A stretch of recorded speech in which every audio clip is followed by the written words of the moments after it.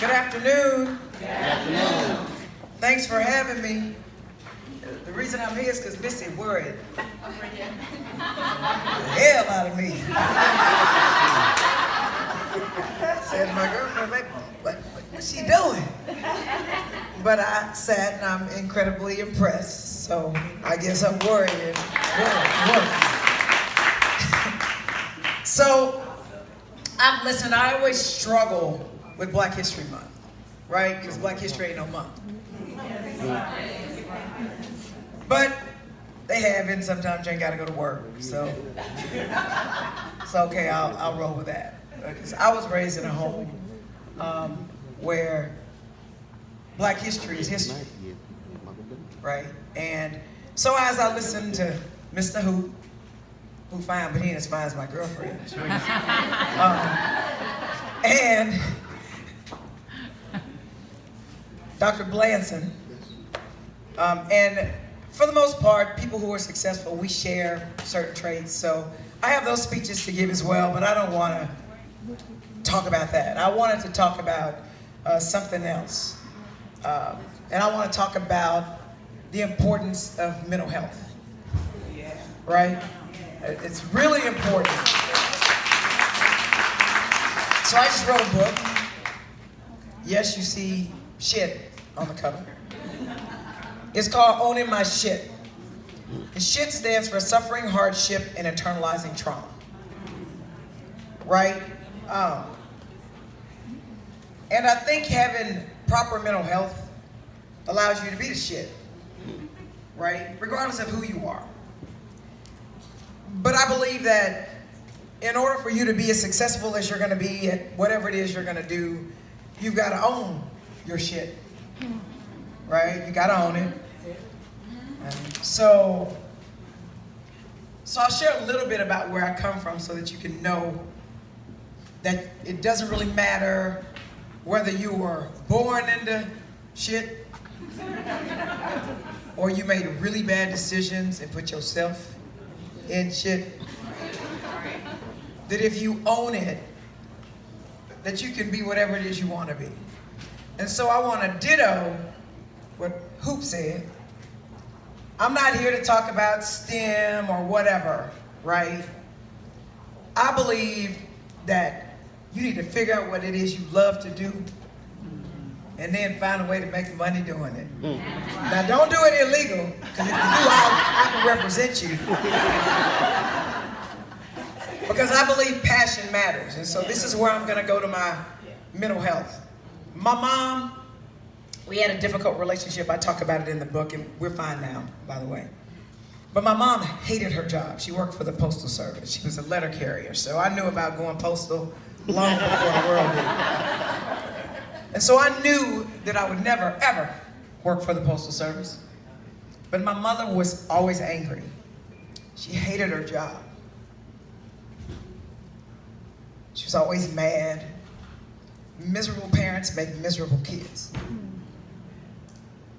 I'm gonna say that again, miserable parents make miserable kids. So don't go looking for a job, go looking for your passion. Right, so that's one thing I learned from my mom. I'll share a little bit, because 15 minutes is not a lot of time. But I do speak for a living, for the record, in case y'all want to have me. So put that out there for the universe. I fly all around the country and I speak. But, so I was with my dad when he blew his brains out. I'm going to say that again. I was with my dad when he blew his brains out. Trauma. I really don't feel like getting into it, but imagine how you'd feel if you were with your dad when he blew his brains out. My uncle molested me, did horrible things to me. I talk about that in the book as well, because a lot of people have trauma and they tell us to be ashamed of it, and then next thing you know, we got all these secrets and everything's just messed up, and then we make bad decisions, and it's just a vicious cycle, and it's a vicious circle. And so I could go on and on, for real, about really bad shit that happened to me. But what was really interesting is that since I was really poor, I didn't work on no sharecropping farm, but my great-grandparents were sharecroppers in Forney, Texas. which is where that old racist, what's his name, got the one who killed Trayvon Martin, got a ticket in Forney. They're the Jackrabbits, by the way. I used to go every summer, and I was telling him I learned you don't mess with eggs and chickens because the chickens will not let you make it when you mess with their eggs. But as I'm experiencing this trauma, I was a really good athlete. But I started doing sports, not because I knew I was good at sports. I started doing sports because my home life was so terrible. I tried to commit suicide. Thank God, it's harder to kill yourself than you think. I mean, if you like my daddy, you blow your brains out, okay, game over. But if you're like me, I was worried about what I might look like afterwards, and so taking a pill don't work too well. Especially if you can't afford prescription medication, you gotta ask me. But, so I can laugh about this now because I got good mental health now, right? But when you're going through all these things, I was really good. So I started being in the media in 1979. I was in 8th grade. I was breaking all kind of records in sports, and so I started being in the media, and I was always being interviewed, and they'd always want to go to where I lived, and I was always embarrassed because we didn't have lights, we didn't have water, we didn't have food, we got evicted, we didn't have furniture. I don't feel like getting into that either, right? And so I was terrified to be found out, right? I didn't want anybody to know we didn't have lights or we didn't have food. We did like free and reduced lunch. Sometimes my lunch at school was my only meal of the day. We ate free breakfast at CUNY homes. Graham crackers and orange juice. To this day, I don't eat graham crackers and orange juice. Bring back CUNY home memories.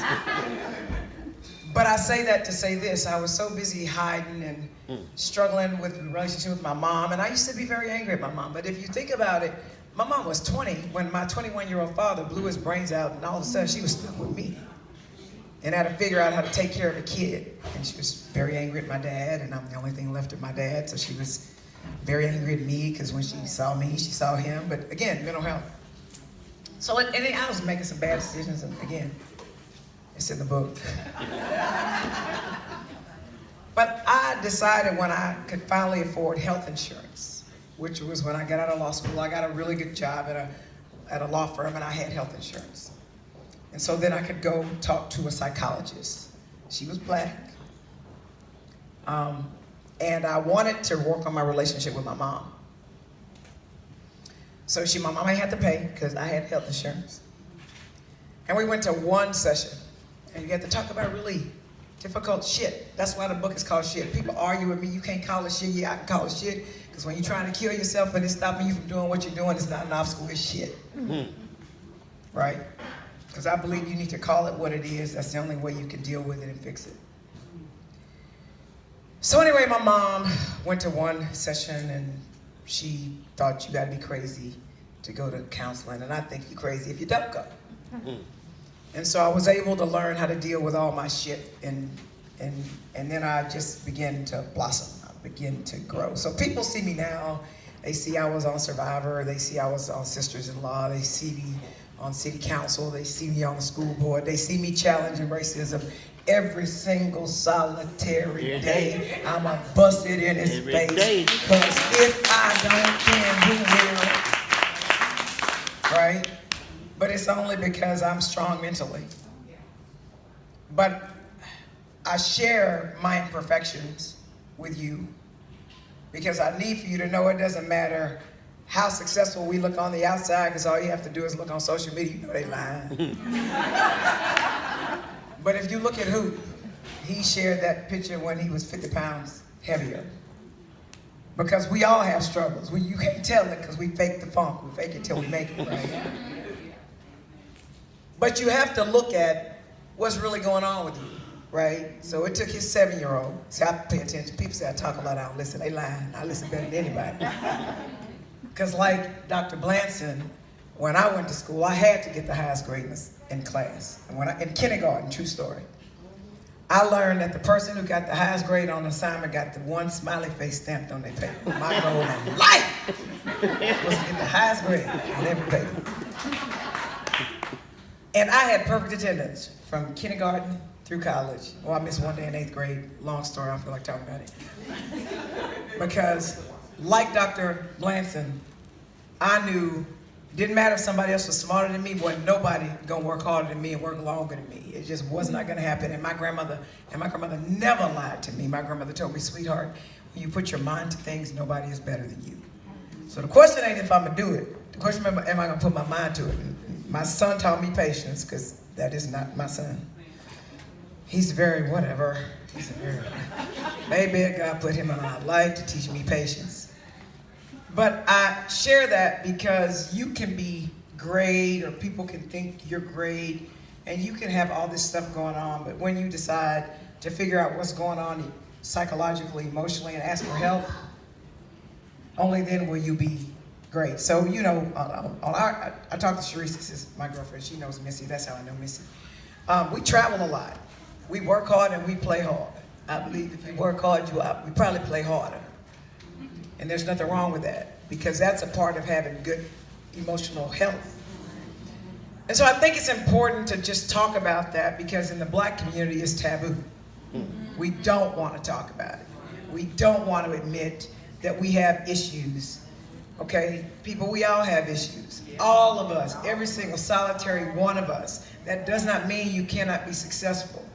And so, and when you become stronger mentally, then you realize that somebody don't like something you got, that's their problem, it ain't yours. Right? So I remember one of my friends, when I went through my lock stage, I was wearing locks. And she was like, Joe, you look great, but I really hate your hair. And I was like, how's about you don't wear your hair like this? That's what, you know what that told her? Do you really think I care? You know? I remember when I first got my hair cut off, I decided, because I have, Black folks understand this, my hair's from the motherland. It breaks combs. My mother started putting relaxers on my hair, and I got chemical burns every single solitary time. I think I maybe had one time when I put on sufficient Vaseline to stop it from burning. And I just decided I'm tired of trying to look European. I'm from Africa. And I'm gonna cut my hair off, because I'm tired of getting, because my hair grows really fast, I'm tired of getting relaxers every 2 weeks and having chemical burns every 2 weeks. You gotta put, then again, all kind of stuff just didn't make no sense to me. So I cut my hair off. At the time I thought I was straight. Now I know I'm lesbian. Anywhere I was going out with these two guys. Like, we weren't boyfriend and girlfriend and nothing, we just was dating. And I was gonna cut my hair, but I was running for office, and my advisor said, Joe, you can't cut your hair, you're gonna scare white people. You gotta get elected first. So I kept my hair, I used to wear it spiky. So then after I got elected on December 8th of 2007, which is a Saturday. If you're Black, you know the barbershops stuff closed on Monday. So on Tuesday, December 11th, I went to get my hair cut. I told these dudes that I was going out with that I was thinking about getting my hair cut off. And they were like, oh, you're so pretty with hair. And I would have been more paying attention. And man, when I cut my hair off, one of them knocked on the door, came to take me out on a date. He said, you cut your hair. I was like, yep. And he was like, but you were so pretty with hair. And I said, you know what? My hair ain't got nothing to do with you. And if like you don't like me on account I cut my hair, then you're probably too superficial for me, so I will not be upset if we don't go out. You want to still go out? Anyway, he went out. I don't think he was leaving my hair no more, but that's not my point. My point is you have to be strong mentally to let people make it. And I think that's important because we as Black people, again, we're back to Black History Month, we as Black people, we come from, when you survive slavery, when you survive the Middle Passage, when you survive breaking up families, lynching, and it's still going on today, by the way. That's another story. I can talk about that too, but I only have 15 minutes. So my point is to be Black or to embrace Black culture, because so many people appropriate our culture. I mean, look at the Kardashians. That's another story. Look at all these lips. Look at all these tans, whatever. You Y'all know I was funny. People think I'm serious. They always have me on TV and I'm mad at somebody, but I really am funny. People be like, oh my God, you're not a... You're actually funny. I was like, yeah, unless you mess with me. But I say that to say this. One of the reasons I'm so comfortable in my skin right now is because I decided to deal with my emotional well-being. And so while I'm at it, I'm just gonna give a shout out to my girlfriend. I love her, y'all can tell. You know? Because she allows me to be me. She's not jealous. She's happy for my success. She ain't hate. She don't try to tell me what to wear, even though she will say, you really gonna wear that? So again, this is Black History Month, but the truth is this country is built on people coming here from other countries, some by choice, others brought here against our will. But what's so important about America is our diversity, quite frankly. Because the original people from America ain't from America. They killed people, stole their land. Native Americans was here first. Texas was Mexico. So I say that to say this. For me, again, I struggle with Black History Month because it's Black History every day. Because when I walk out this building, they see that big black bald-headed, blonde-headed black woman, right? You pretty for a dark girl. What that means, that's a whole other conversation too. But I just want to thank Missy for worrying me to death. What she did, baby, whatever she's responsible for, United gets done. There's not a doubt in my mind. And she is not gonna let you not do your part, because she's gonna harass you. So thank you. I've really enjoyed the program. I actually had a 2 o'clock, but it got moved, which is why I was able to move back. And I've enjoyed all of the speakers. I thought that everyone was tremendous. I think that we complimented each other, even though we don't know each other. I think we should share our stories. I think we should share our successes. I think we should share our failures. And you too can own my shit. You can go to Amazon. If you Amazon Prime, you get it in 2 days. We have paperbacks, hardbacks, Kindle version, and I'm narrating the audio. So in a little while, that's gonna be ready because I have a certain way I speak, and I am known to use ebonics. Y a veces hablo en español porque comunicar en español desde 82 y soy de 3rd Ward, Houston, Texas.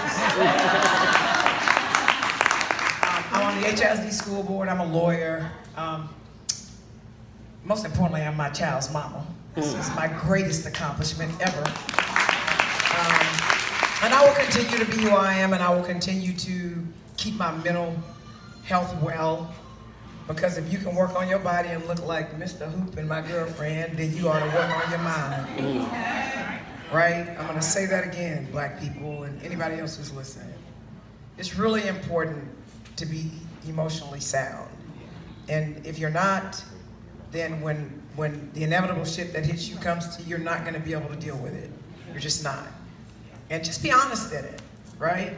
So hopefully, again, by sharing my shit, you'll see that you can still, be a boss. I hear I'm a boss, so I'll own it. But mental health is important, especially in the Black community. Thank you.